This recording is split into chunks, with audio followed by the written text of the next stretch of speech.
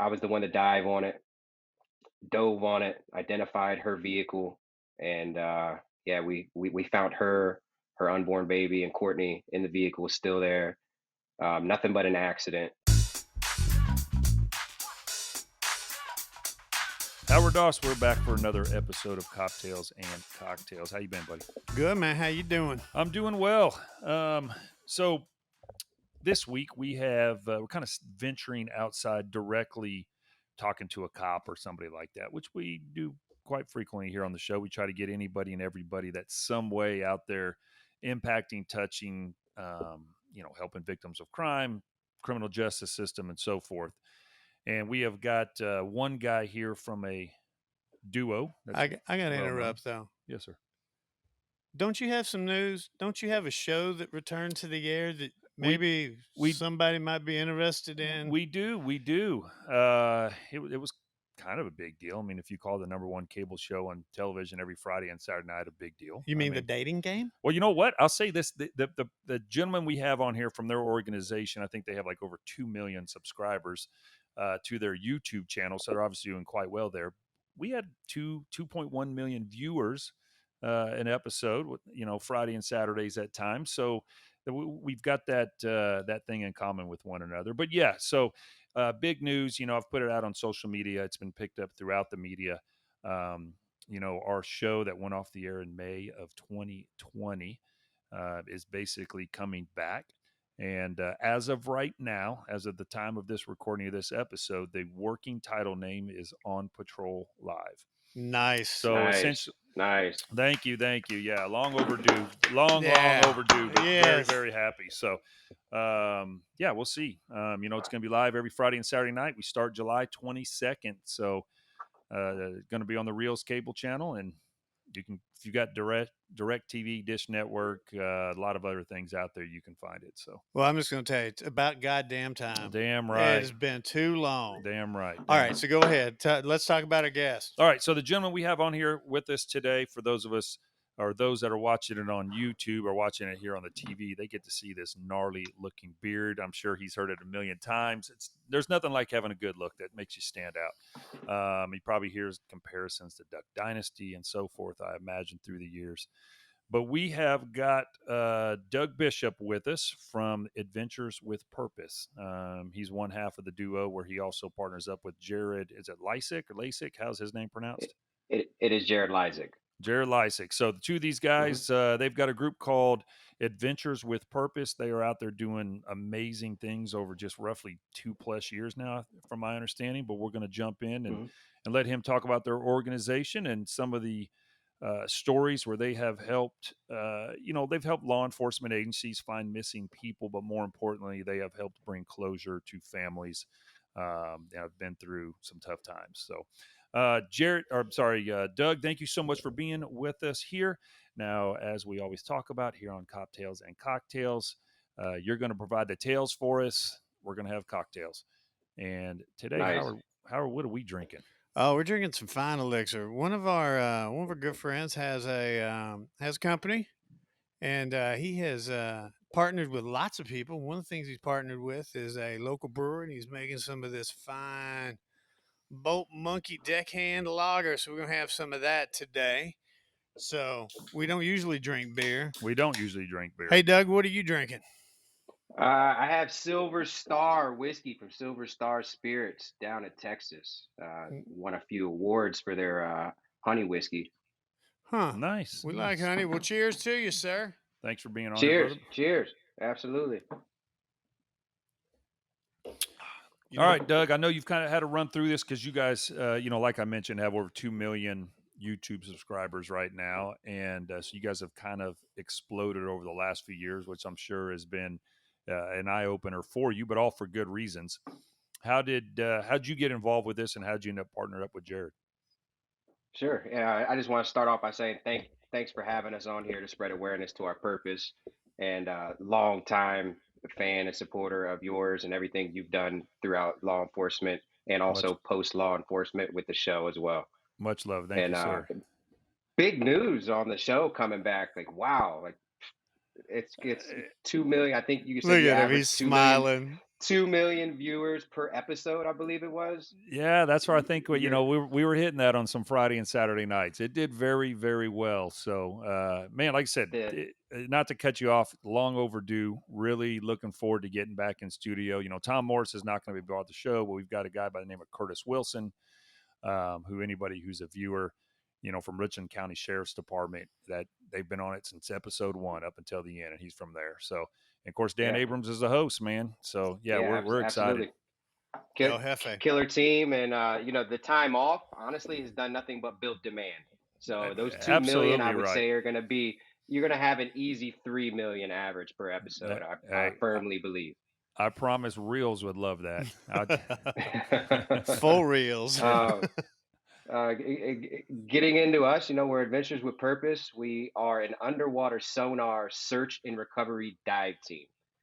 We travel the nation assisting families and law enforcement, and we're able to do so free of charge to both families and law enforcement as well. And it's the community that puts us in the position to be able to do what we do. um, how long has Adventures with Purpose basically been in operation? From what I've read, you were hell. This wasn't your background. You weren't a diver. I mean, this wasn't what you Nope. you did basically. How did you and Doug end up? I'm sorry, you and Jared end up hooking up and making this thing happen? Yeah, so roughly about 2.5 years ago, I was operating a towing company here in Portland, Oregon, Elite Towing and Recovery. I received an email from a diver who reached out to me, stated his purpose was cleaning up water environments by taking trash out. He explained, how he had a YouTube channel with a few thousand subscribers, and that he ran across a car here underwater in Portland. And would I help him? Nobody else would help him, and wanted to, basically said, he wasn't able to pay me to pull it out, but if I was able to donate our services, come together, we could pull it out for a great cause. And after getting the email, absolutely. I responded back and said, I want us to be a part of this. Me and my daughters, we're big outdoors here all summer long, swimming in the rivers, lakes. Anybody who knows Pacific Northwest, we protect our waters. We're real green up here, um, as we should be. Sure. And we Jared and I, teamed up, clicked. We pulled that first car out, and that one car that he found quickly turned into over 25 cars that first summer here, just in the city of Portland alone. And when Um, Doug, were these cars? I mean, were they just in rivers, ponds, waterways, you name it? Just wherever he basically came across them. And was it him finding all these, and then you came out and did your yeah, part? yeah. He was spending his time underwater, removing trash and stuff from the waterways. His purpose was environmental. And once he found that first car and we teamed up to pull that first car out, he just kept running into cars underwater here. And I kept coming out. We kept filming all of these recoveries. And the viewers, where it started out with several thousand followers on YouTube, we start pulling these cars out together. It just started to blow up. People like seeing these cars coming out, the waterways being cleaned up, and shortly thereafter, I believe we were probably at about right around our 20th car pulling out. We've pulled out a car unexpectedly with human remains in it. Mm. No shit. Yeah, then that's where we were actually on a live stream, and that's sort of where that is where everything changed for us. And not to mention, in finding these cars, we're using sonar. We're not just Jared wasn't just diving on cars. We're using sonar topside, cutting edge, fish finders, which the public knows them as. And we're not realizing that we're organically teaching ourselves how to read sonar that is extremely rare. And viewers start reaching out to us. We see what you're capable of. We see you finding these cars. We have a loved one that is missing. Can you come help us? We know we made that first trip out to help her find her son. Her son was exactly where she thought he was, and that's when we really knew that our skills that we built unexpectedly had a bigger purpose. And now we specifically target cases, cold cases, where people are missing and missing with a vehicle. Mowing the lawn. Yes, mowing the lawn, whether it be the yard out in front or behind the house or the one below on the body Right. or on the backside of the body. Right. Or any of those places. But if you're going to mow the lawn, what do you need? You need a lawnmower, the Well, new lawnmower 4.0. 4.0. It's a big one. They sent us some of these. We tried it out. Not on each other. We've done it in the own privacy We, of our we, home. we did try it out on each other, but we're not going to tell everybody that. And man, these are awesome. No, they're fantastic. Listen, I have my entire adult life, I have been a fan of body maintenance, I guess would be the term to use. Hygiene. Body hair maintenance, hygiene. Exactly. It's for a hygiene thing. And I've gone through different things through the years. And this Manscaped 4.0, the lawnmower 4.0, I'm sorry, that was sent out to us. It's a great little box. Came with all kinds of stuff, man. You got the 4.0 in there. You got a little nose trimmer. You got a pair of underwear. Yeah, and you've got that ball deodorant. You Excuse me, you have that no square deodorant. Yes, the no. Yeah. So it's a hell of a kit that they send out. And listen, for all our listeners out there, whether you are a man yourself and you're looking for something to keep the body looking trimmed up, you yourself have a father, the young, the wives that are out there and so forth, get on manscaped.com, get yourself the kit, get it sent out to the house. And then you can use code STICKS on there as well. STICKS, manscaped.com. Yes. So in that first one you pulled out and you found human remains in, obviously that was a shock.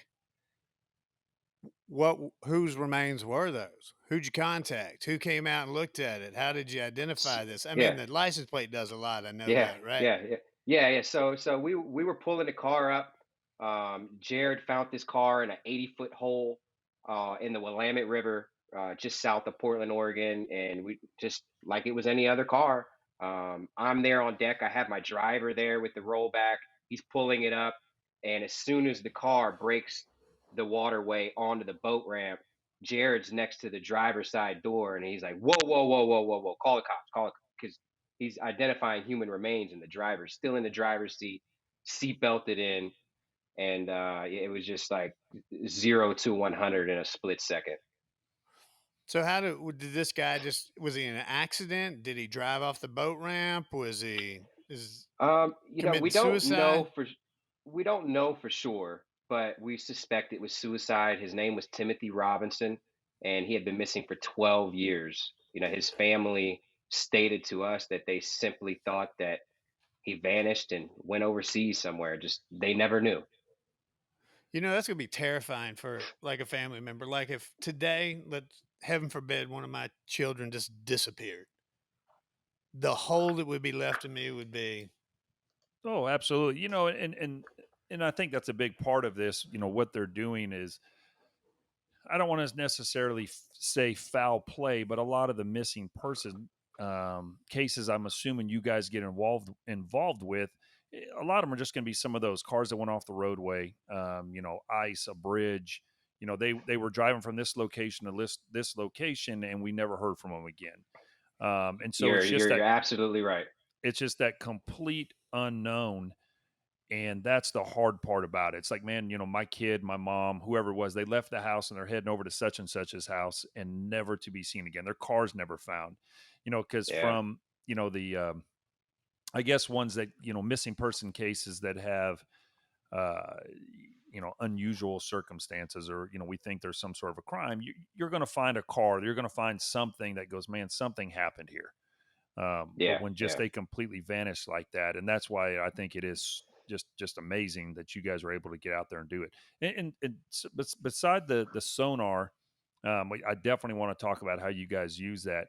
But I assume for some of the cases, especially some of the modern day ones, um, some of the other factors. We'll use that example. Someone's left, my house heading over to Howard's. This is the typical route they would take.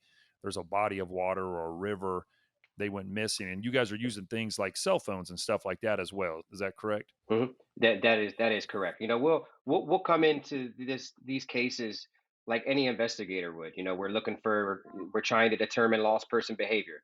That gives us a good idea of where we should look.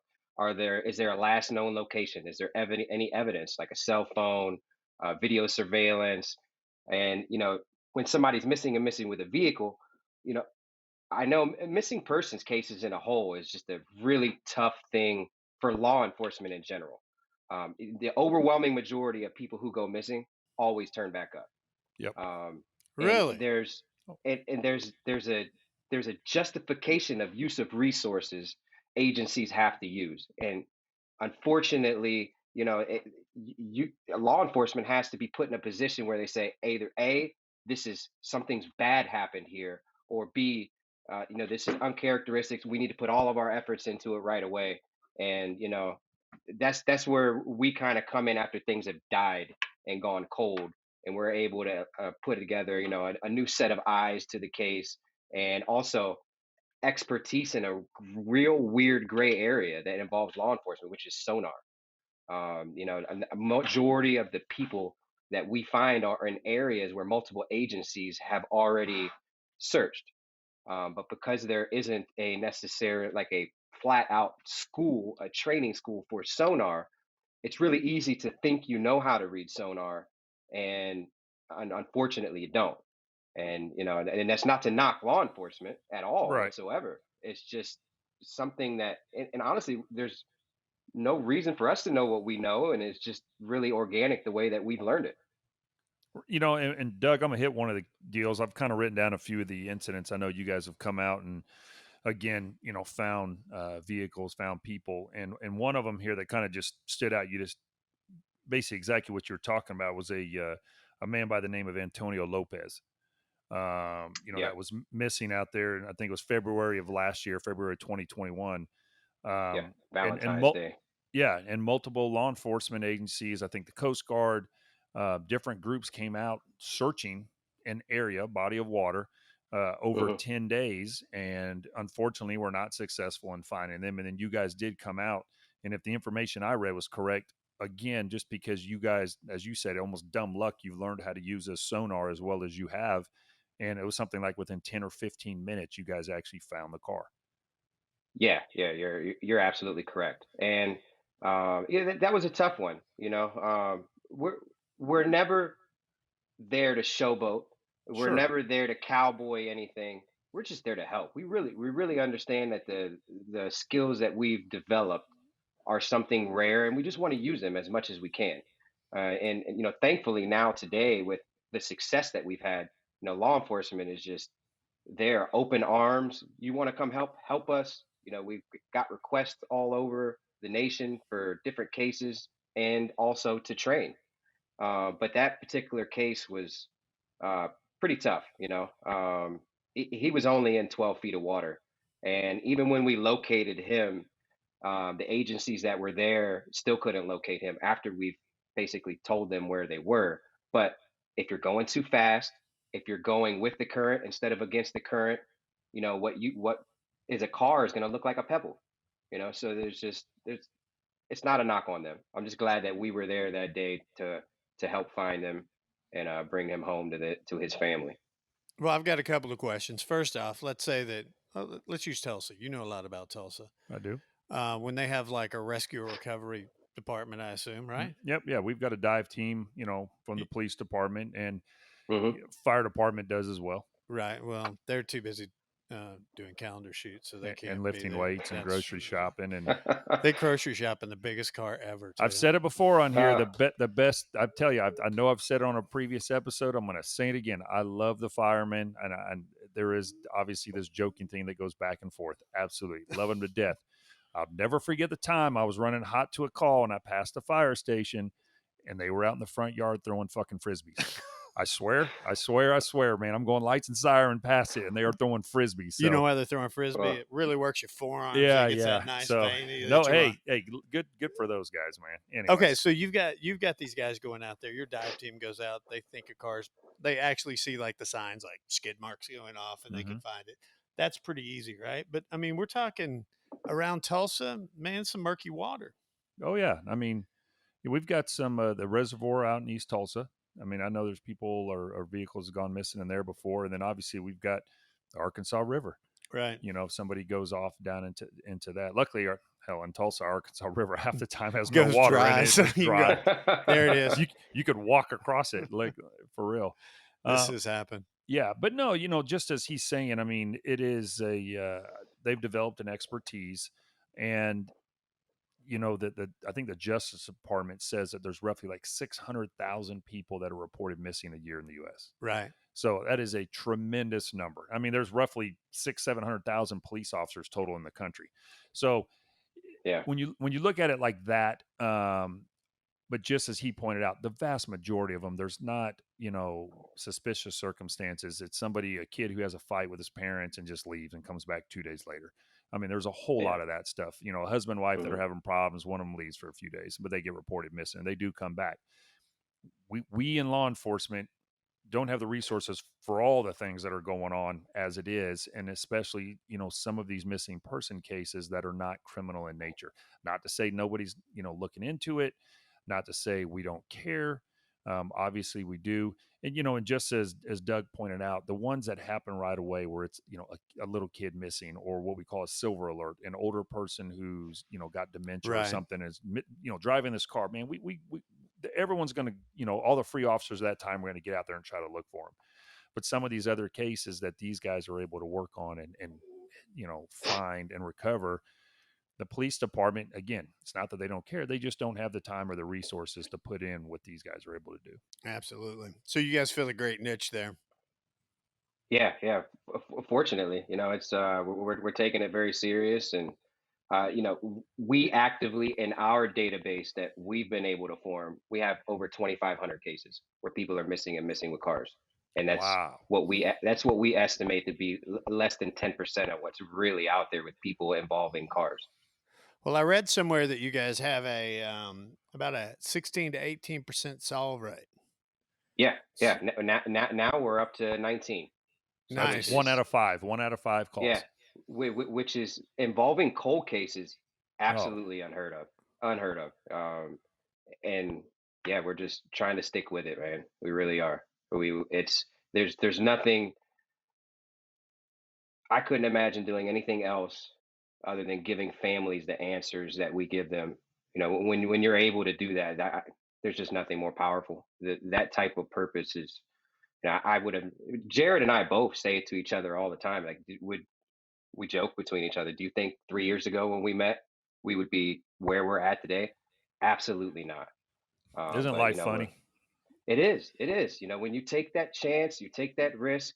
You just never know. And I knew, in hindsight, I knew when I very first met Jared that our friendship was special, and what we were going to do together was special. I didn't know it at the time, but looking back, I knew it. And he's a great guy, and just very glad we started what we started together and started pulling them cars out.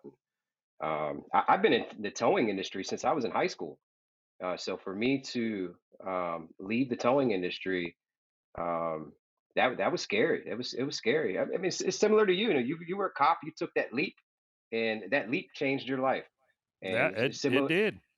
And Yeah. me getting out of towing and using my rigging and towing experience and common sense investigative skills and working cold cases, one of the best things I've ever done. And you answer the question for me. I was going to ask, are you still, towing? Is this just something you do on the side type of deal? And it sounds like, man, this is kind of, and you guys are a volunteer organization. You're not charging families when you go out. Is that correct? Yep, that is correct. We never charge a family a dime. We never ask anybody for anything, law enforcement or families. We don't even ask for rewards when there's rewards in a case. If one is gifted to us, we will honor it, but we don't pursue it. Yeah. I mean, and the donations that come in or through the sales of something Yeah, off the website or what your yeah. YouTube generates. I mean, that's what's using to fund what you guys are doing to go out and do more of these. That's correct. That is absolutely correct. We're community driven all the way around, through donations, YouTube monetization, Facebook monetization. So something as simple as somebody subscribing, liking, sharing, following, leaving a comment. That's all a contribution.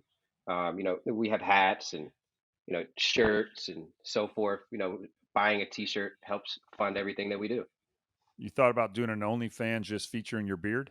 Yeah, you could. You could have like I baby have Baby birds come out of it, like at the bottom. You, People like or you, rabbits. Like a rabbit would be nice right out of the bottom. you, It's a cute one.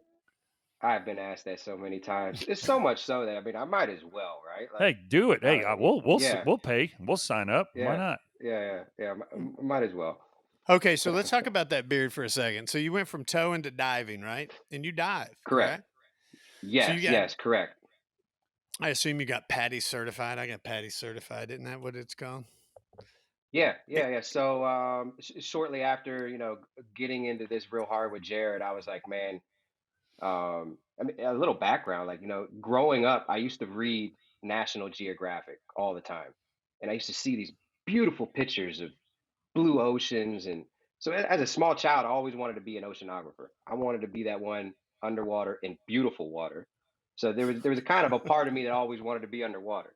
I never got into that, but in getting into this with Jared and helping families, I was like, I'm getting certified. I got to be the one underwater, rigging my cars, doing all that good stuff, putting my lifelong skill set to work underwater. And Mm-hmm. here it is.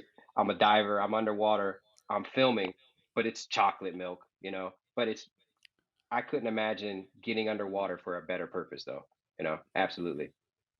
So you're wearing a wetsuit, and getting in a wetsuit's pretty tough, just getting the body in there. And I'm going off the beard, right? You're probably a pretty hairy dude, so that neoprene grabs a little bit. I know what's going on. I'm a little hairy in spots Yeah. myself. So My so we question actually use is, dry suits.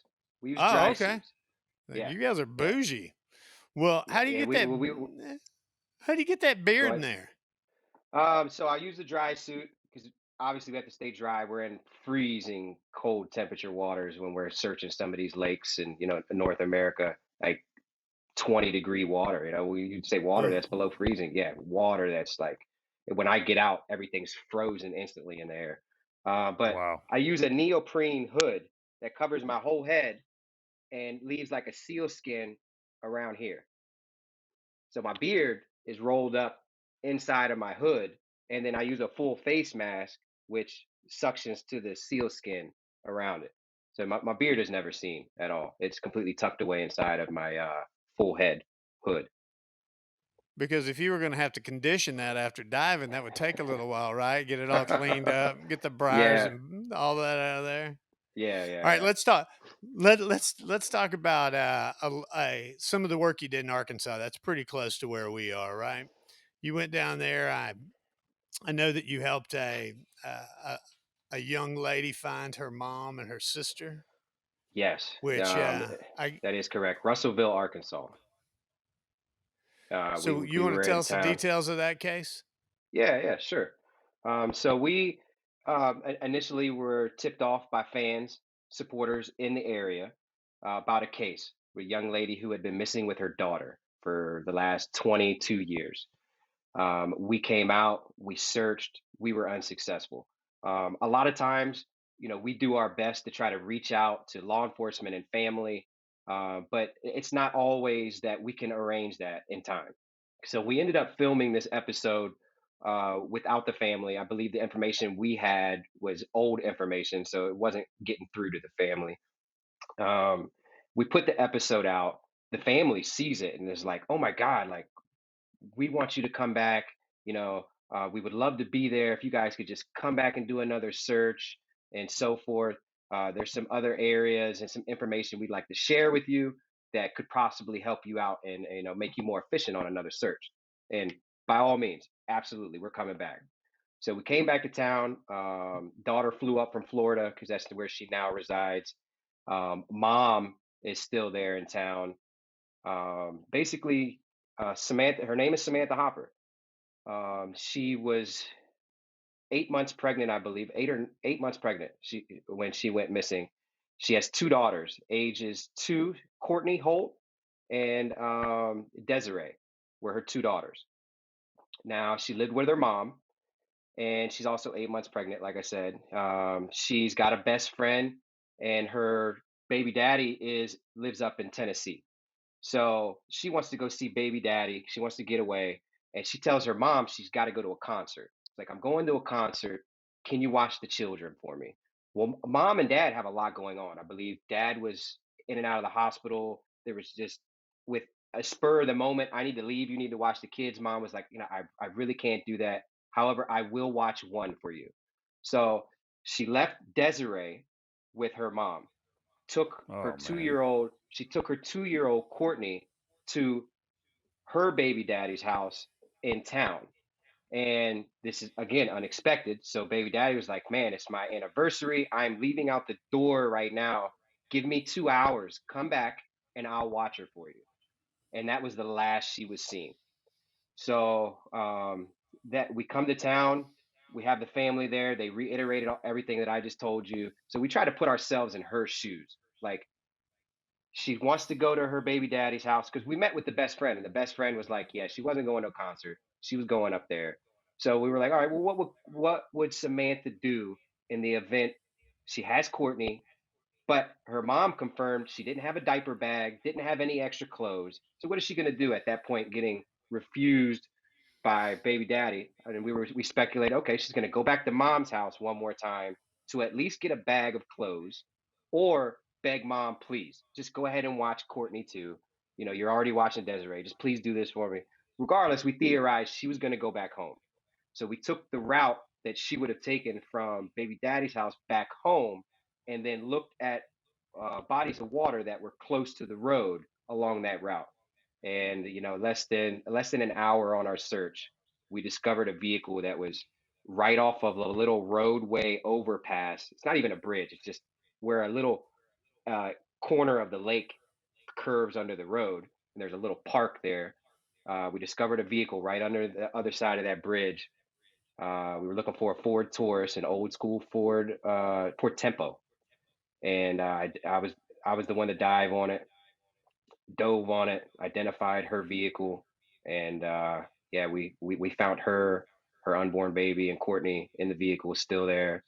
Nothing but an accident. Her friend acknowledged to us that she was an aggressive driver. She did drive pretty aggressive, and just in an area where it was an accident. Was it an accident that was her fault? Did she run into somebody and somebody never say anything? Could have been.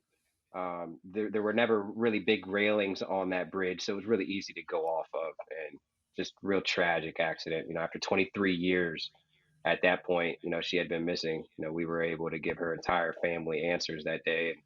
Uh, Definitely one of the toughest cases I've worked.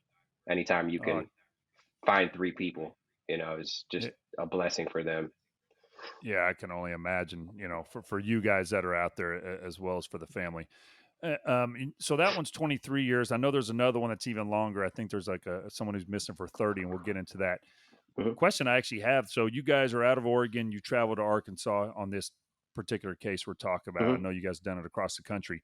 When you guys travel to these places, are you bringing like your own towing equipment, or are you guys hooking up with locals there to go, hey man, we found this vehicle, and then you guys get a tow company out there, but because of your expertise, you're the guy that then goes back down in the water, hooks it, and Yeah. so forth? Yeah, so when we find something that we're looking for, at that moment it's a crime scene. We're calling in authorities, and together, the authorities, they will, they'll ask us what kind of resources we need to get the car out, and it just becomes a Okay. big cooperative, effort there with law enforcement wherever we're at that time. Well, I've got some.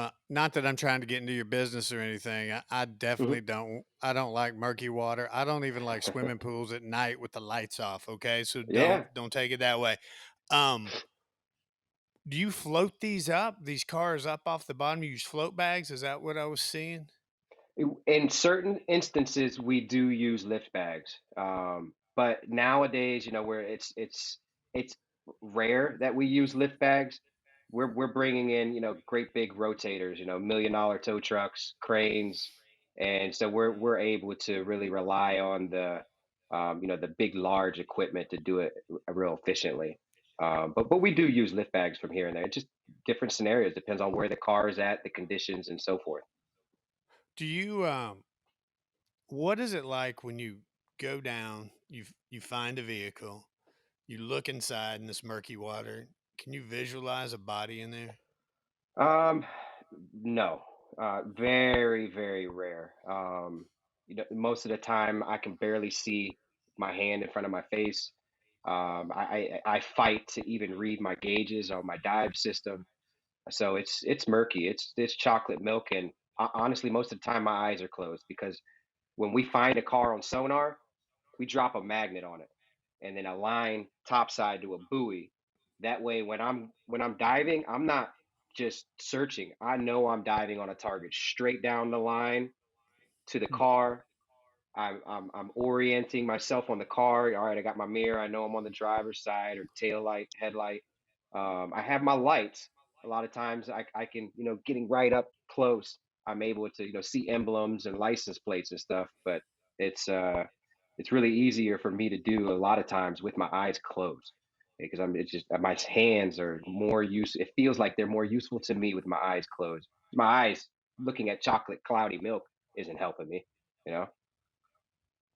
That's nuts. Honestly, I would have never even thought about that. The magnets. I Yeah, mean, it sounds so simple, but it's something I would have never even thought of. cars are made Yeah, of steel. we use Yes, great they are. big 2,600 pound magnets, the great big fishing magnets that everybody uses.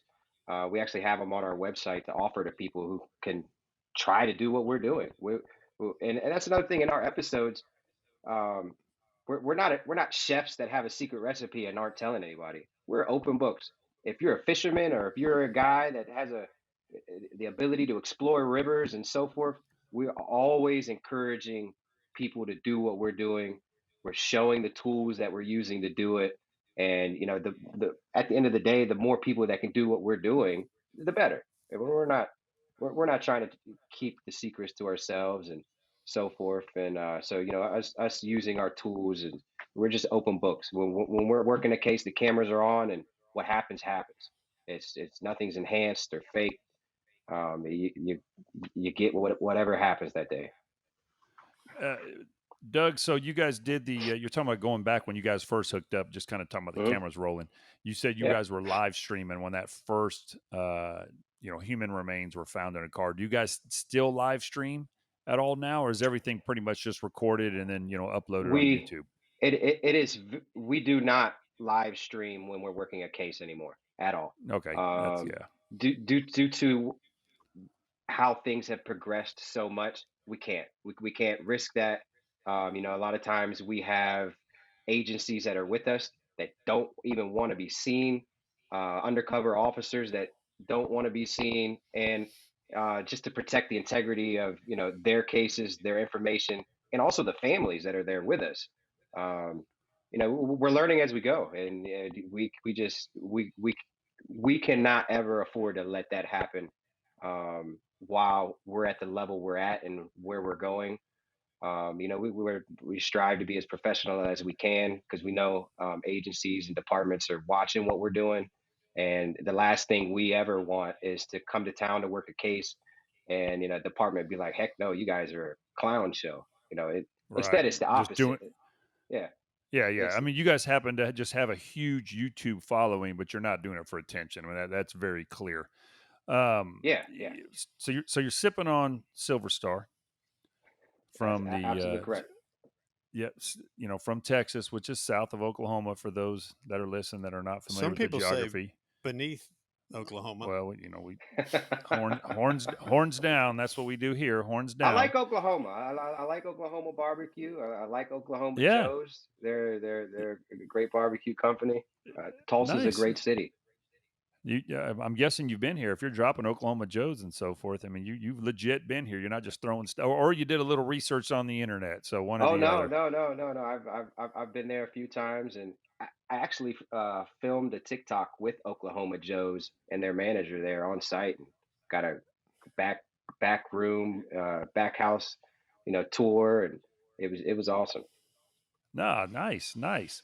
Hey, Well, I was going to get to the one that you picked that bottle up down there in Texas. I mean, I think that's the longest missing person case you guys have been involved with, if I'm correct.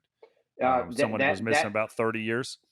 That is the longest case that we have actually solved, which is 30 years, and it was Carrie Mae Parker. Yep, Yeah, and tell us she, about that one. I mean, she was a young lady when she went missing. yeah, yeah. Again, and it's a very young, beautiful, young. mom who was traveling home to her son's birthday party. Mm. Went to the store after work to pick up a bicycle for her son. Never showed up to the birthday party, and the dynamics that play out within a family when somebody goes missing, pretty Oh, brutal, pretty Shit. brutal. yeah, they are. Eh, They are. they will tear families apart, and you're forced to be left with filling in the what ifs. And as an officer, a lot of times actions that aren't suspicious end up looking really suspicious. You know, Sure. um, People that I guess maybe you might label weird or just not normal, which there's a lot of them, end up, man, that behavior's suspicious. He definitely did something. She definitely did something. So and that was similar dynamics that played out in her entire family, um, over 3 decades, and we were able to uh, find her car right off of a little causeway in Lake Tawakoni, and it was just an accident, just an accident. The causeway barely had a railing, and yeah, that was it's always tough when we find these people, and it's answers. It's answers for families and an entire community and departments. Um, It's closure. and it is in a way. We like to, in a way, say it's never closure, because you never get over losing someone that you love. You'll never get over that. But knowing is Yeah, you just, know. yeah, no matter how brutal the outcome was, knowing is everything. Knowing gives, because if you don't know, and I try to relate to these families and I never can, and working with so many of them and solving so many cases, I can never imagine losing my daughter or my wife or anyone close to me and never knowing, just one of them falling off the face of the earth. I yeah, I can't even begin to relate what that would feel like. And you have to put up walls mentally and emotionally to even move forward in any way.